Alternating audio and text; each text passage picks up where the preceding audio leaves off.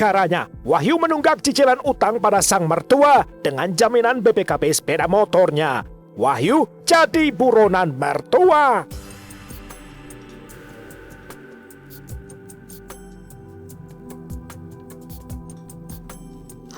Kurang ajar. 1 hari 2 hari saya bisa sabar. Tapi kali ini dia harus bayar.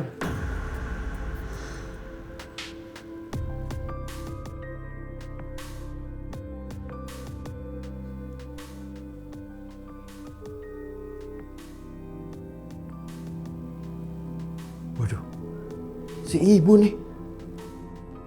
Ayo diangkat teleponnya. Kalau nggak diangkat teleponnya, nanti akan saya labrak rumahmu.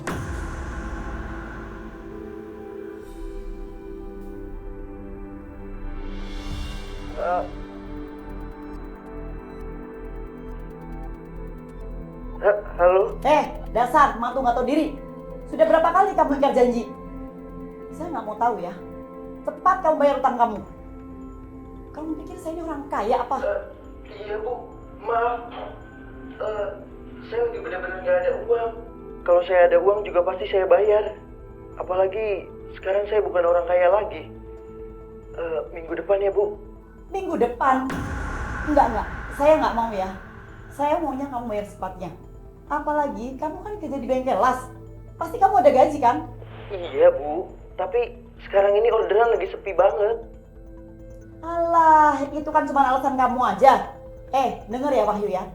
Saya mau pergi ke Jombang. Kamu harus anterin saya. Harus. Berarti mesti sewa mobil dong bu. Lalu uang sewanya gimana bu? Loh, saya nggak mau tahu. Itu urusan kamu. Anggap aja kamu nyicil utang kamu. Tapi bu, halo, bu.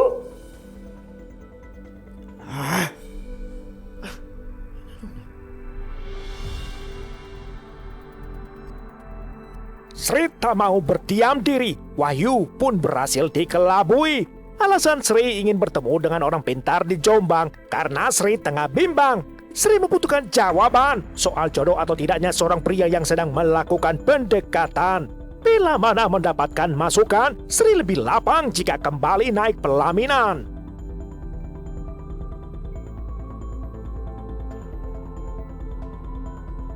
Setelah diultimatum oleh ibu mertua, Wahyu menjadi semakin resah. Segala usahanya mencari pinjaman selalu gagal jua. Sementara ibu mertua terus meneror dirinya.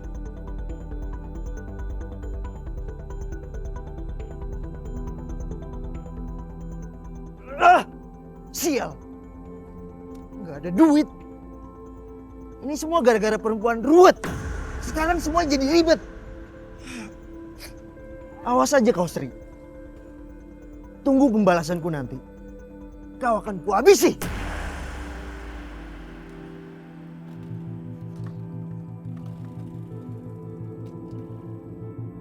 Setelah hampir sepekan, ketika jalan keluar belum ditemukan, akhirnya Wahyu tak ada pilihan. Wahyu pun pergi bertemu seorang kenalan yang menyediakan mobil untuk disewakan, yaitu Edi Santoso di Dusun Kalak, Desa Pagerwojo, Sidoarjo.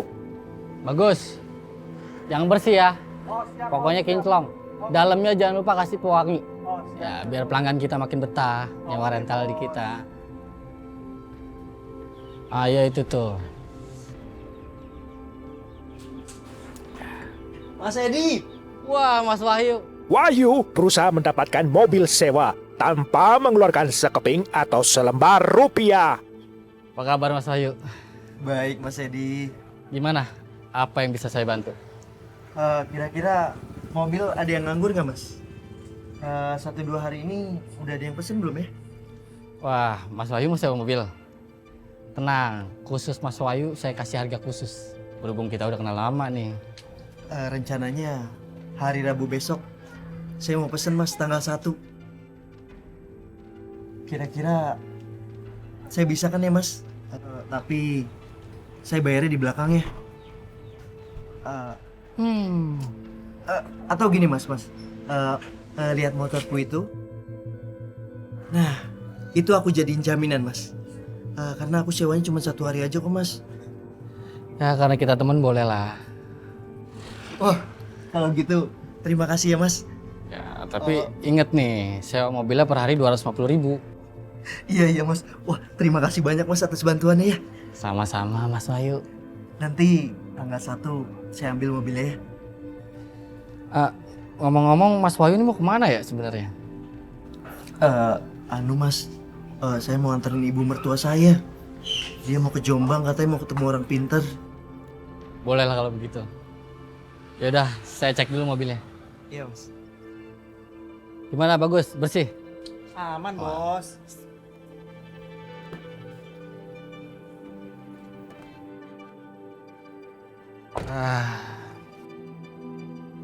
Untung aja ada Mas Edi. Tapi gimana saya bisa nebus motor itu ya nanti? Bagi Wahyu, gali lubang tutup lubang adalah cara yang paling gampang. Jadi jalan pintas mengatasi tunggakan utang. Dan kini ditambah desakan ibu mertuanya. Apa rencana Wahyu selanjutnya? Mas.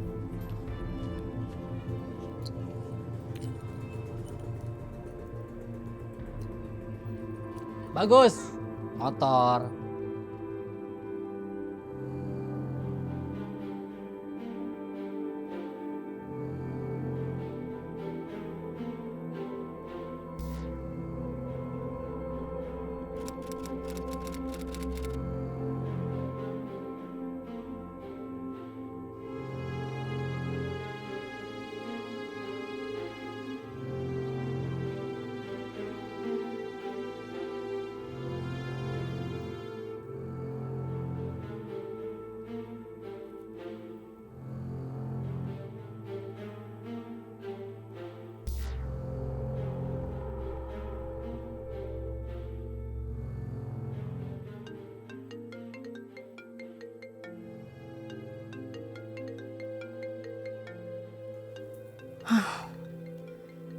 Dasar menantu nggak guna. Ganggu aja malam-malam kayak gini.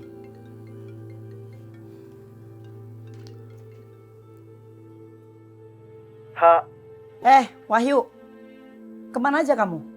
Saya SMS, saya telepon, kamu nggak jawab. Sekarang malam-malam kamu telepon saya. Halo Bu, iya Ada perlu Bu. apa? Oh iya, kapan kita mau ke Jombang? Kapan? Hari Rabu ya Bu. Besok. Udah Tapi- saya duga. Tapi kenapa Wahyu? Tapi aku pinjam motor Ibu ya Bu. Apa? Buat jaminan untuk nyewa mobilnya. Memangnya sepeda motor kamu kemana? Jangan bilang motor kamu sudah digade ya. Iya Bu, udah saya gade. Karena saya udah nggak punya kendaraan lagi. Sial, aku kan jadi serba salah.